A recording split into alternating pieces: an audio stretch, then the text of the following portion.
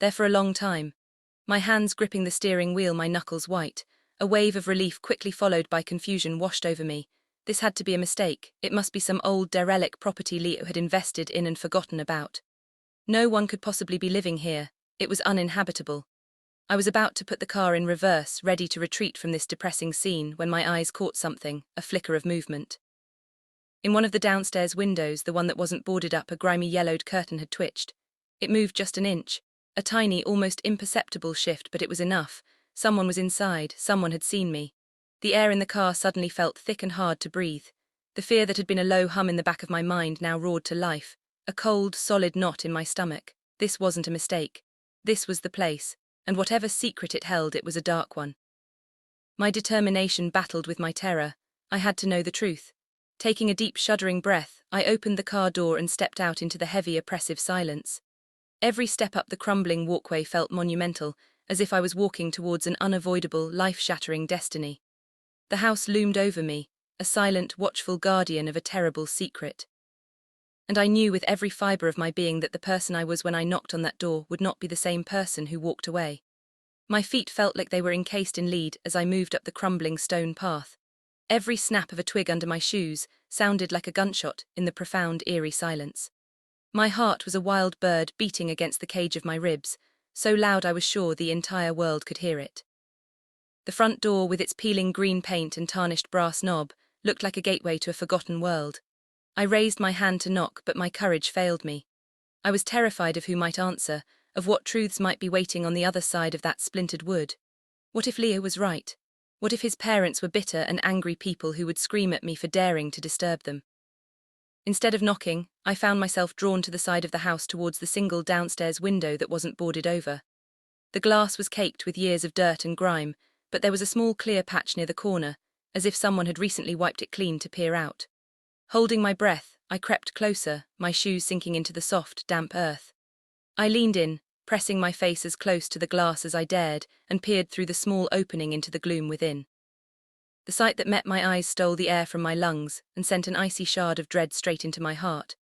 It was a scene of such stark and desolate misery that it felt like something from a nightmare. The room was almost completely empty. There was no warmth, no comfort, no sign that this was a place where people actually lived. A single bare bulb hung from a wire in the ceiling, casting a weak sallow light over a small, rickety wooden table and two mismatched chairs. A thin threadbare rug lay on the floor, its colours faded to a uniform grey. There were no photographs on the walls, no books on a shelf, no television or radio. It wasn't a living room, it was a holding cell. And in that cell sat two people, an elderly man and woman, both so frail and thin, they looked as if a strong gust of wind might carry them away. The man, with thinning white hair and a face etched with deep lines of worry, was staring at the front door with a raw, hunted expression. His hands were clenched into tight white-knuckled fists on the table, as if he were bracing himself for an imminent blow. The woman sat across from him, her posture slumped in utter defeat. She was staring blankly at the peeling wallpaper on the far wall, her eyes vacant and hollow, as if the person behind them had left a long, long time ago. They were dressed in old, worn-out clothing that hung loosely on their skeletal frames. This was the terrifying discovery. This was the secret Leo was hiding. It wasn't a story of bitter resentment and family drama. It was a story of horrifying neglect. These were not the wealthy, controlling people from his stories who had disowned their successful son out of spite. These were prisoners, forgotten and isolated, wasting away in a derelict house in the middle of nowhere. A wave of nausea and cold, sickening realization washed over me. The truth was infinitely worse, infinitely more cruel than any lie I could have possibly imagined. A new feeling replaced my fear, a hot, righteous anger at Leo for his monstrous deception, and a fierce protective urge to help these two broken people. Taking a deep, shaky breath, I forced my legs to move. I walked back to the front of the house and stood before the peeling green door. This time I didn't hesitate. I balled my hand into a fist and knocked the sound loud and startling in the heavy silence. I heard a sharp, indrawn breath from inside, followed by the sound of a chair scraping against the wooden floor. Slow, shuffling footsteps, hesitant and weak, approached the door. A series of clicks and scrapes followed as multiple locks were undone. The door creaked open just a few inches, held in place by a tarnished brass chain. A pair of terrified blue eyes, faded and watery, peered out at me. It was the man from the table. He looked even older and more fragile up close. "Hello," he whispered, his voice a dry, raspy rustle of sound, as if he hadn't used it for a very long time. My own voice came out as a choked whisper. "Hello, my name is Clara. I'm looking for Arthur and Elena." The man's eyes widened and he seemed to shrink back from the small opening, a flicker of panic crossing his face. He glanced nervously past me, scanning the empty dirt lane behind me as if he expected to see a car, a threat, someone who wasn't supposed to be there.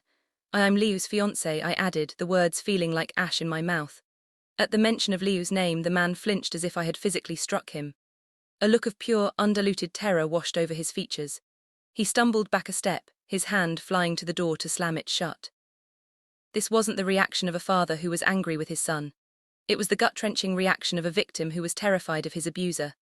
"Please," I begged, my own voice cracking with emotion as I pushed gently against the door. "Please don't close the door. I don't understand what's happening, but I promise I'm here to help. Please, just let me in." He froze, his hand hovering over the door chain. He stared at me for a long, agonizing moment, his frightened eyes searching my face for any sign of deception. He seemed to be wagging a silent internal war between a lifetime of fear and a tiny, desperate flicker of hope. Finally, with a trembling hand that seemed to betray him, he slowly, painstakingly unhooked the chain. The door swung open with a mournful groan. "He will be so angry," the man Arthur whispered, his voice filled with a dreadful certainty, as he let me step across the threshold out of the fading light and into the cold, oppressive darkness of the house. Stepping into the house felt like stepping into a tomb. The air was cold, still, and thick with the musty smell of damp and decay. The faint light from the open door did little to penetrate the gloom. Arthur closed the door behind me, the sound of the locks clicking back into place, echoing like the closing of a cell door. He led me into the bare room I had seen through the window, his feet shuffling across the floorboards. The woman who I now knew was Elena didn't look up as I entered. She remained a statue of sorrow at the table, her gaze fixed on the stained wall. "Elena," Arthur said, his voice gentle and trembling as he placed a frail hand on her shoulder. "We have a visitor. She says she knows Leo." Elena turned her head with a slow mechanical motion. Her eyes, the same shade of faded blue as her husband's, were empty and clouded over as if she were looking right through me. A single tear traced a path down her wrinkled, hollowed cheek, but her expression didn't change. I felt a profound, aching sadness for her, for the light that had been so extinguished. I pulled out the other chair from the table and sat down, my body trembling with a mixture of anger and disbelief. The wood was cold and hard beneath me. "I don't understand," I began, my voice barely a whisper as I looked from Arthur's terrified face to Elena's vacant one. "Leo told me a story. He said that you were angry with him for not joining the family business. He said you cut him off, that you disowned him." Arthur let out a short, harsh, breathless sound. It wasn't a laugh. It was the sound of a heart breaking all over again. "He told you that, did he?" He rasped, shaking his head slowly. "Our boy Leo, he was always good at telling stories." He sank back into his own chair, his hands gripping the edge of the table as if for support. And then the true story, the horrifying, unvarnished truth, came spilling out in a torrent of quiet, desperate words. He told me about the family in the photograph I had found, a family full of love, pride, and laughter. They had owned a small, successful hardware store in their hometown, a business they had built from the ground up. They weren't wealthy, but they had been comfortable, and they had saved diligently their entire lives for a peaceful retirement. They had adored their son, their brilliant, charming Leo.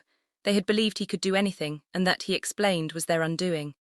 "A few years ago, Leo came to us," Arthur said, his voice cracking. "He was working for that big investment firm in the city, making a name for himself. He told us we were fools to keep our life savings in a simple bank account. He said he could make our money work for us, that he could double it in a year. He showed us charts and graphs, used all these big financial words we didn't understand." Arthur looked down at his own gnarled, trembling hands. "We trusted him. He was our son. We gave him everything." He told me how Leo had convinced them to liquidate all their assets, the business, their house, their savings, and give him power of attorney to invest it all in a once-in-a-lifetime opportunity. For a few months they received statements showing incredible returns. They felt like they were on top of the world, so proud of their brilliant boy. Then the statements stopped coming. When they asked, Leo told them there had been a market correction, a sudden and catastrophic downturn. It was all gone. "Every last cent. We were destroyed," Arthur whispered, tears now streaming freely down his face. "We had lost everything. We were so ashamed we couldn't face anyone we knew." Leo had swooped in then, playing the role of the beautiful Karen's son. He told them not to worry, that he would take care of them. He found this house for them, telling them it was a temporary, affordable rental where they could hide away from the world and get back on their feet. Grateful and broken, they had agreed. But once they were here, the trap was sprung. He told us that because of the bankruptcy, everything had to be in his name for legal reasons. Arthur continued, his voice thick with the memory of the betrayal. He took our bank cards, our IDs, our cell phones. He promised he'd get us new ones, but they never came. He told us not to contact any of our old friends or family because it would just bring up the shame of what had happened. He said he was protecting us. They were completely and utterly trapped. He wasn't protecting them. He was isolating them. He had become their sole connection to the outside world, their jailer. The meager groceries delivered once a week were paid for by Leo. The rent for this HVL, the $450 I saw on our statement, was likely being drawn from the last dregs of their own money that he still controlled. The man I was going to marry, the man I loved, had not been abandoned by his parents. He had systematically robbed them, stripped them of their money, their freedom and their dignity, and then buried them alive in this forgotten house, so no one would ever discover his monstrous crime.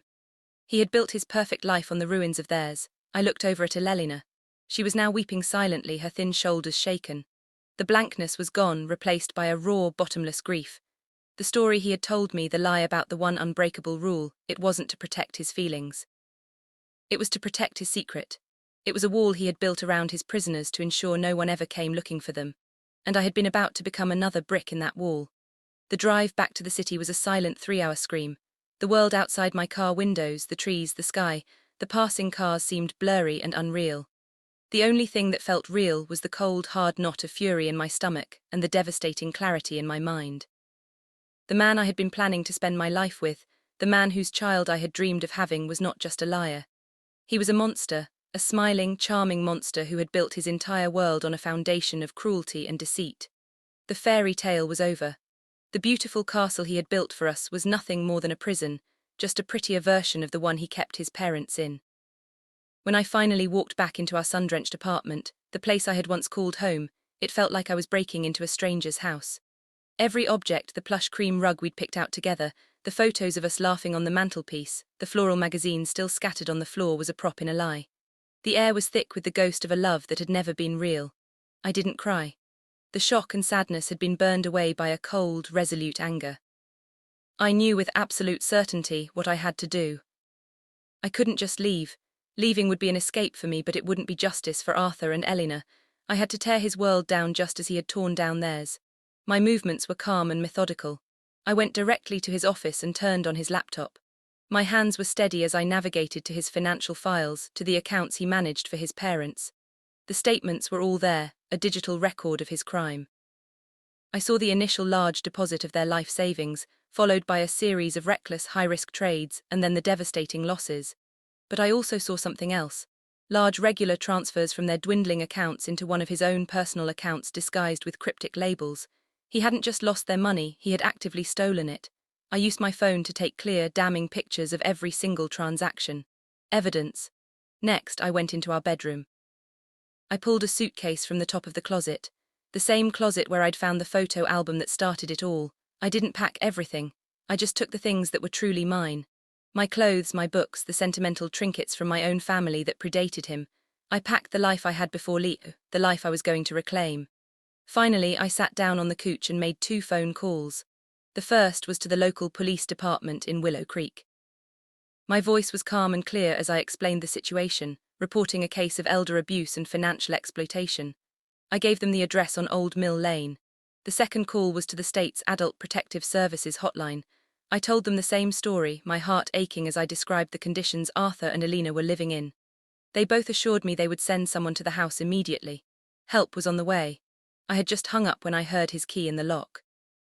My heart gave a single hard thud, but I remained perfectly still. He walked in, his face beaming, holding a beautiful bouquet of my favorite flowers, stargazer lilies.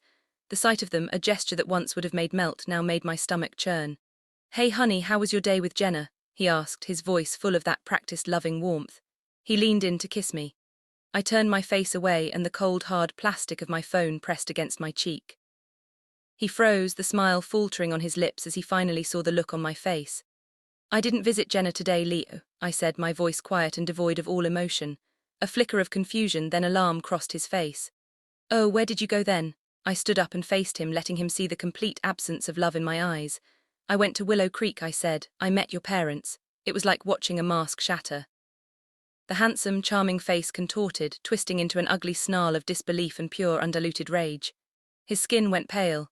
"You did what?" He spat, the words dripping with venom. He dropped the flowers onto the floor. They told me everything, Leo, I continued, my voice gaining strength. The money, the house, the lies, all of it. He took a menacing step towards me, his hands clenching into fists at his sides. He was trying to intimidate me, to use the anger that had always worked before. They're old and confused, they're sick. They don't know what they're talking about. You had no right to go behind my back and interfere in my family's private business. But I wasn't the same woman he had kissed goodbye that morning. I was no longer scared of him. I saw him for what he was, a pathetic, hollow man. I held up my phone, showing him the pictures of his bank statements. The only person who is confused is you if you think you're going to get away with this, and the only person who is sick is you. Just then a sound began to cut through the night. A distant siren growing steadily louder. His eyes widened in dawning horror as he realized what the sound meant. I called the police, Leo, I said calmly. And Adult Protective Services.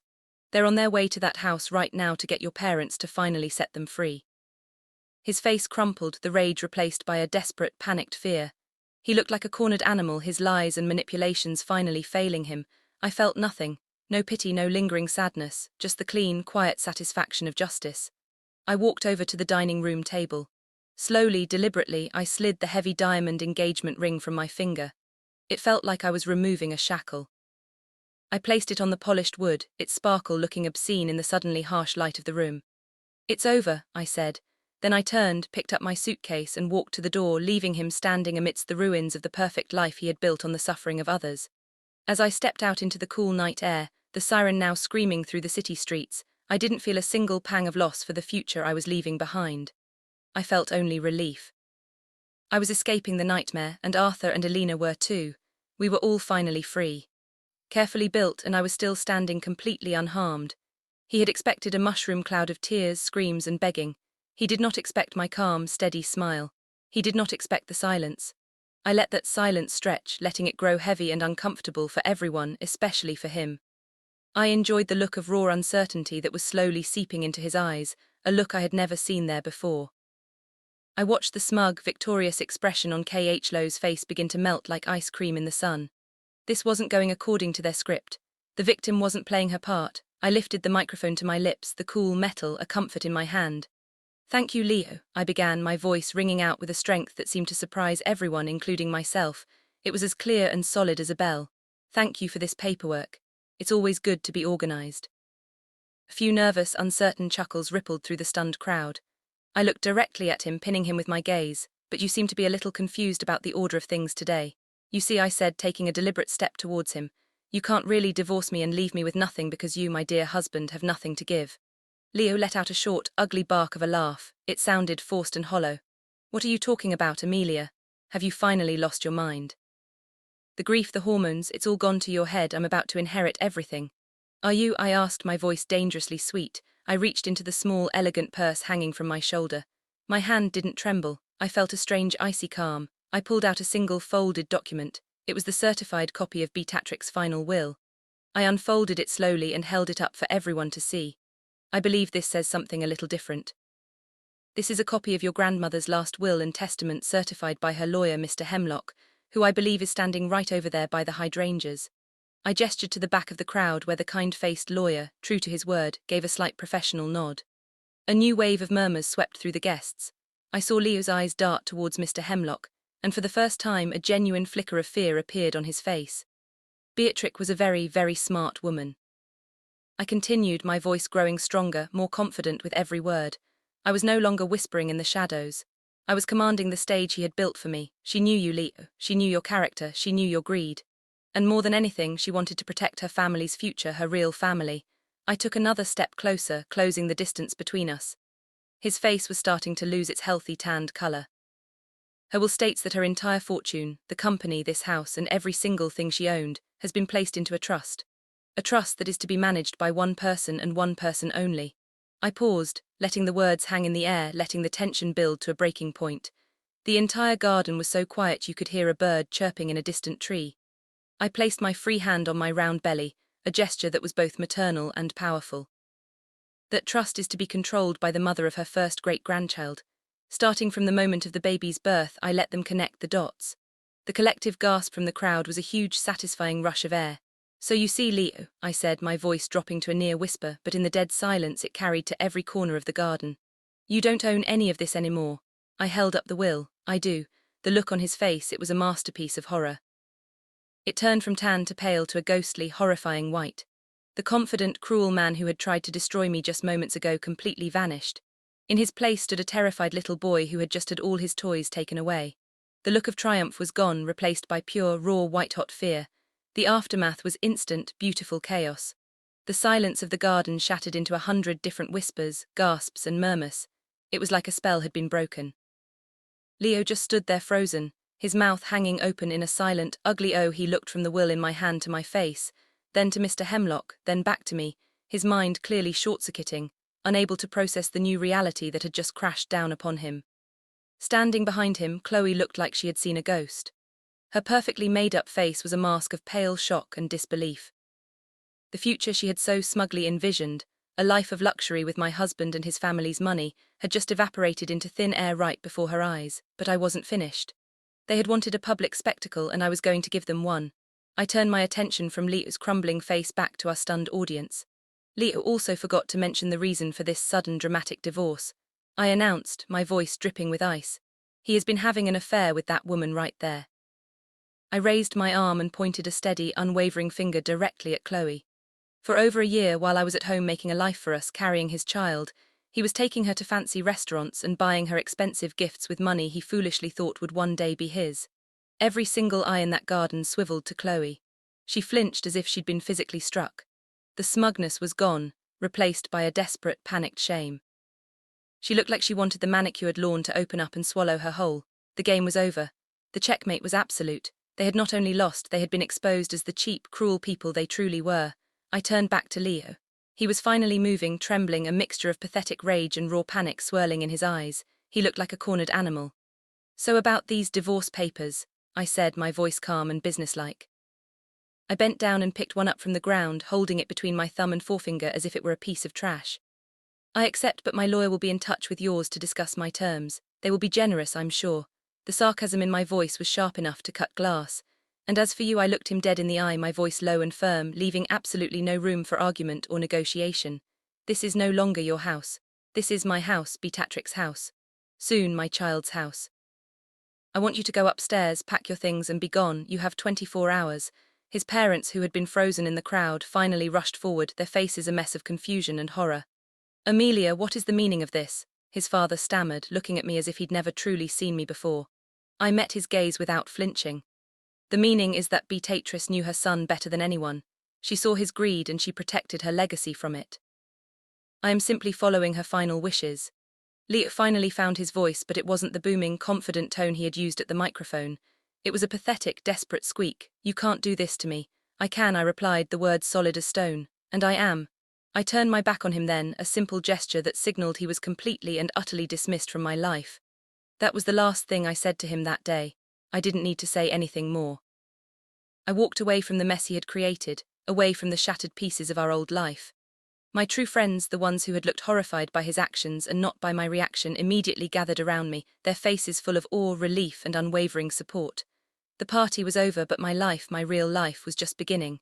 Standing there on the lawn under the now ironic pink and blue balloons, I placed a protective hand on my belly. We were safe now. We were secure. We were strong. I was no longer Leo's sweet, simple girl living in his golden cage. I was the head of the table, a mother, a protector, and the powerful, resilient woman that Beatrice had always known I was. And as the sun began to set on the ruins of my old life, I felt a profound sense of peace. I was ready to build a wonderful future, not with a man's money or on a man's terms, but with my own two hands and with my own strength.